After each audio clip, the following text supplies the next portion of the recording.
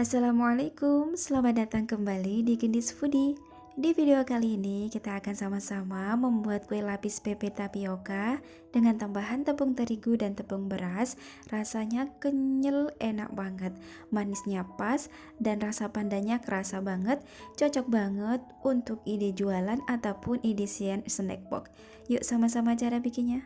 Siapkan santan kekentalan sedang sebanyak 1600 ml. Ini aku dapat dari 1 butir kelapa, 350 gram gula pasir, 3 lembar daun pandan ukuran kecil. Setelah itu kita masak santannya di atas api sedang ke kecil. Supaya gula pasirnya mudah larut, ini aku masak sekalian bersama santannya. Dan jangan lupa kita bisa tambahkan daun pandannya supaya rasanya lebih harum dan juga enak. Masak sambil terus diaduk-aduk sampai dia mendidih dan matang, dan pastikan santannya tidak pecah ya. Sudah mendidih seperti ini sudah cukup matang ya. Lalu ini bisa kita matikan kompornya sambil terus tetap diaduk-aduk sampai suhu panasnya sedikit turun. Lalu ini akan kita diamkan sampai dia dingin, baru nanti akan kita campur dengan bahan-bahan yang lain.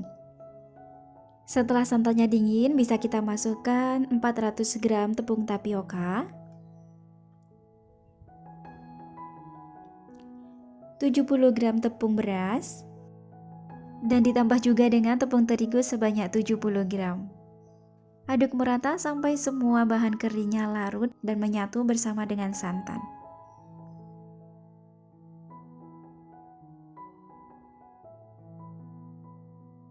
Jangan lupa kita tambahkan dengan vanilin, ini sekitar 1/4 sendok teh, garam setengah sendok teh, lalu aduk rata sampai tercampur ya. Setelah itu bisa kita pindahkan ke wadah yang lain sambil kita saring supaya tidak ada bahan yang menggerindil dan supaya hasil kue lapisnya itu halus. Dan lanjut akan aku bagi adonannya, ini 200 ml untuk warna merah dan dua wadah yang lainnya aku bagi sama rata sekitar 800 ml. Satu adonan ini akan aku campur dengan pewarna putih, ini sekitar setengah sendok teh ya. Tapi ini sepertinya kurang, teman-teman bisa tambah lagi untuk pewarnanya. Ini aku larutkan pewarna putihnya dengan adonannya sampai semuanya larut. Tapi kalau dirasa sulit untuk mencampurnya, teman-teman bisa kasih air panas. Dan ini kita campur, kita masukkan ke dalam adonannya ya. Lalu aduk-aduk sampai semuanya tercampur merata. Dan adonan yang satunya aku kasih dengan pasta pandan sekitar setengah sendok teh, pewarna hijau dan juga pewarna coklat sedikit aja. Lalu ini kita aduk semuanya sampai tercampur merata. Karena saya rasa warnanya sedikit gelap, jadi aku tambah dengan pewarna kuning. Ini dicampur saja semuanya sampai tercampur merata. Lalu yang 200 ml ini aku kasih pewarna merah tua. Ini aduk-aduk semuanya sampai tercampur merata juga ya. Selanjutnya ini kita bisa olesi loyangnya dengan minyak goreng sampai ke dinding-dindingnya ya. Ini aku gunakan loyang ukuran 18 x 18. Ini kita tuangkan adonannya sekitar 100 ml. Lalu ini kita tutup dengan tin wall atasnya seperti ini supaya tidak ada air yang menetes nanti saat dikukus. Lalu ini kita masukkan ke dalam kukusan, kita masak sekitar 3 menit. Jangan lupa tutup kukusannya. Setelah 3 menit dikukus, adonannya sudah set ya. Lalu kita masukkan adonan warna putih, ini sekitar 100 ml, kita tuangkan di atasnya seperti ini.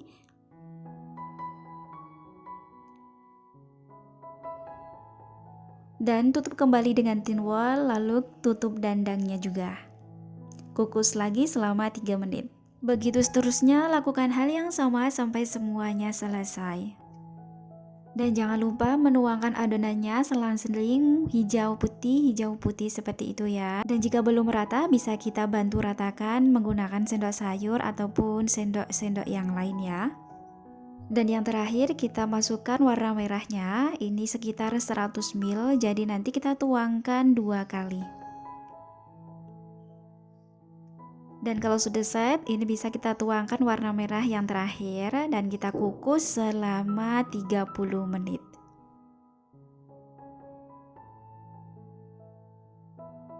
Setelah 30 menit dikukus dan didiamkan selama minimal 3 jam, baru bisa kita lepaskan kue lapisnya dari loyangnya.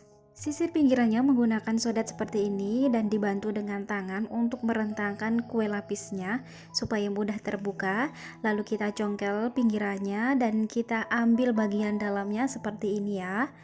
Nah, lalu kita letakkan di bidang datar seperti ini. Dan ini hasilnya, dia tidak lengket di loyangnya sama sekali, hanya saja pinggirannya tadi agak sedikit kegores sama jari-jari ya saat menyongkelnya tadi. Dan ini dia hasilnya, kue lapisnya bagus banget ya. Untuk garis-garisnya dia itu bisa rata, nggak ada gelombang sama sekali karena kita tadi masak menggunakan api sedang ke kecil. Lalu ini kita bagi menjadi 3 bagian, dan jangan lupa kita gunakan sarung tangan seperti ini ya teman-teman, supaya kue lapisnya tidak mudah basi karena tersentuh langsung dengan tangan. Oke, lalu ini kita bagi lagi menjadi 9 bagian. Teman-teman kalau mau lebih kecil, lebih tipis lagi bisa dibagi menjadi 10 bagian ya. Nah, ini hasilnya. Tuh, garisnya cantik banget ya. Dia tuh lurus, nggak bergelombang, nggak bergelembung sama sekali. Lanjut ini aku potong lagi semuanya ya. Dan cara motongnya pun gampang sekali, cukup digeser-geser pisaunya lalu ditekan ke bawah seperti itu. Teman-teman bisa lihat di video ya. Asal yakin saja dan nggak ragu, pasti hasil potongannya rapi kok. Dan ini aku coba untuk tunjukkan ke teman-teman peeling setiap garisnya. Ini tuh sebenarnya gampang untuk milingnya ya, cuma saja ini aku pakai sarung tangan jadi itu agak susah. Sebenarnya kalau nggak pakai sarung tangan itu mudah dipiling dan dia nggak lengket sama sekali.